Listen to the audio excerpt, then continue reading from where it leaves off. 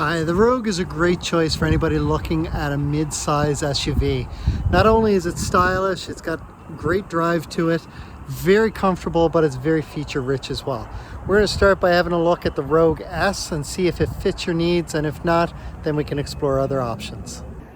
This is the 2021 Nissan Rogue S. This particular model is an all-wheel drive model, and the only difference between the front-wheel drive and all-wheel drive is the all-wheel drive system and the dial that we're going to have a look at on the inside of the vehicle here once we get in. Standard on this vehicle is going to be 10 airbags, and we've got our full safety shield 360 on this. So utilizing the Nissan emblem here, there is a radar in behind here, and with that you've got automatic emergency braking with forward collision warning, meaning if you're driving up and there's a vehicle ahead of you and that you're approaching much faster than they're moving inside the vehicle, it will flash up with a warning on the driver assist display and it'll beep at you inside. That's your forward collision warning. But if the car in front of you piles on the brakes inside, you'll get that beep, you'll get the warning. The gas pedal will push back against your foot a little bit, but you're not going to feel it because your foot's going to be lifting go to the brake. If you don't get to the brake fast enough, it will start to apply the brake for you to help avoid or minimize an oncoming collision. However, the moment your foot is on the brake, that system shuts down because you're in total control of the vehicle. Now also up here in the windshield, we have a camera, and using this camera, we have pedestrian detection. It's going to work the exact same way as your automatic emergency braking, except it's going to happen much faster, and instead of starting to apply the brake, it's going to fully apply the brake for you. Again, as soon as your foot is on the brake, that system is going to shut down. You're also going to have lane departure warning, which works at 60 kilometers an hour or faster. Using this camera here, it's going to read the lines ahead of you.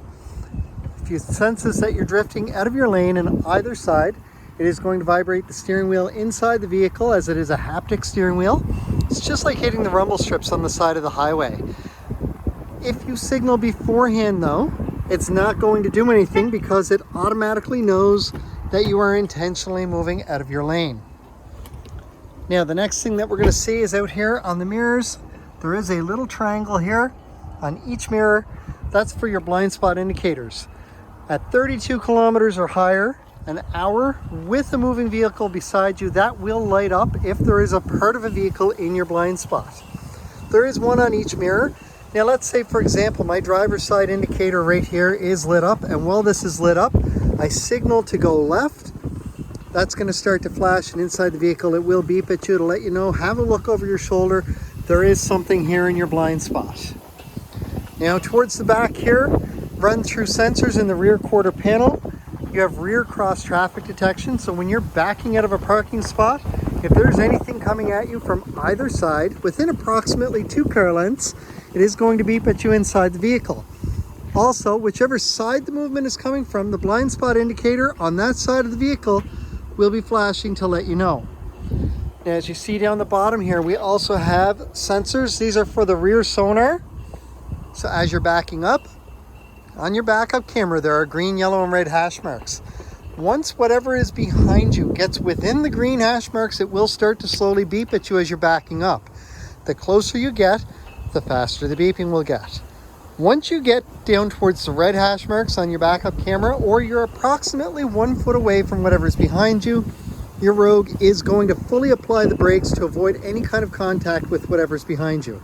It's not a great sound when it engages, but it is a safety feature and will avoid any damage to your vehicle. Now we're going to have a look at the inside here for our storage space. All kinds of room back here. Now I can see my seats are folded down, and they do fold down very flat. So we're going to come around the side here and put those back up just so that we can see where everything's at. And as I can see in here, there is a tonneau cover to go with this as well that we will take back around and put back in place. That way you can see everything the way it is supposed to be. So I take my tonneau cover around, and it's nice and easy to put back in place. So I'm just going to take this, slide it into its spot there after I've got the whole thing into the vehicle. It goes in over there. My other one just clicks in spot over here. There's a quick release right here if I want to undo it. And then I can put that there to hide whatever I've got in the back for while I'm shopping. So nice and easy. My spare tire is located in underneath here. It's a good sized tire, not quite full size, but very easy to operate. And then over on the side is where my jack and tire iron are located. So we'll pop this back into place here, and let's shut our trunk. Let's have a look at the inside to see what else we've got here. Stadium seating in the back, which is awesome. Your passengers will sit a little bit higher. They'll be able to see out the front. And we're going to come around the other side so I can open this door all the way and show you. This door opens at just about 90 degrees from the vehicle, giving you a ton of access getting in and out. Let's check up in the front and see what we've got inside. Up here in the driver's seat, and we're going to hop right in. And we're going to start this up. Now I'm going to turn the radio off, or right down. We have an 8-inch touchscreen display, and with this you get Apple CarPlay and Android Auto. And as you can see, we've also got satellite radio, which is going to come free for the first 3 months. If you don't want it after that, don't do anything, it will just stop. If you do want it, just go to channel 1, which is the preview channel. There's a toll-free number there that you can call, and they'll get you all hooked up with that. Super easy to hook up a phone just by going to settings, connections, and then add new, and you can see there's been a few phones already connected here. We're going to back out of there. Down below I've got dual climate control, and you can see it's already set. So what I'm going to do is I'm going to set this for a temperature that I'm comfortable with. I'm going to hit sync to set everything back to the driver's side, and then I'm going to push auto, and now I don't need to worry about my temperature. It will do what it needs to either get me up or down to that temperature as quickly as possible, and then just what it needs to maintain that temperature. Heated seats are now located up beside my climate control buttons, and there are now 3 settings, so high, medium, and low. And my heated steering wheel button is right here for my leather wrapped heated steering wheel. A couple USB ports down below. We've got our traditional Type A and the Type C port. My gear shift is significantly different. So with this, it doesn't go all the way down, and therefore there is some additional storage down here. Up here on my gear shift, if I grab this and squeeze the thumb button and pull back, I can see I'm now in drive, and it shows me that up here. But if I do it again, I'm still in drive. Now I can manually shift using the paddle shifters here. If I move up one, I go into neutral, and I can see that on the top here, making it very easy to move that around. And then I'm going to push all the way forward with that thumb button in, and my backup camera shows up right here. So there's those hash marks that we talked about in the back. And with that, I also have predictive lines here to show me where I'm going if I'm turning on an angle. To get into park, I'm simply going to push down on the P. My parking brake is an electronic parking brake, which if I lift up, is now engaged, and it also shows me up here. To disengage this, you have to put your foot on the brake and then push down. And that's how you disengage your parking brake. The auto hold is used when you're driving and buckled up. Once you're in drive, up top here, you will get your indicator for auto hold. Basically, it's going to be a white A with a circle around it and say hold underneath. When you come to a full stop and put your foot on the brake for 2 whole seconds, that will turn green. You can take your foot off at that point, and it will hold the brake in place, and it will not release until you touch the gas. This is to relieve any fatigue for while you're sitting in traffic at a red light, maybe stand still in traffic or in a drive-through. Now, we talked about this outside. Because this is an all-wheel drive, if it was front wheel, there'd be a little toggle switch here to toggle up or down from sport, eco, and normal. Because it's an all-wheel drive, my normal mode is set at the top here, so that's auto. Every time I want to change this, I've got sport, eco, snow mode, and off-road mode. All I got to do is turn my dial, and you can see the light moves with it. However, to avoid having to look down at it while you're driving, if I move over to eco mode up here, it shows me. And then sport mode, and then the same thing going the other way.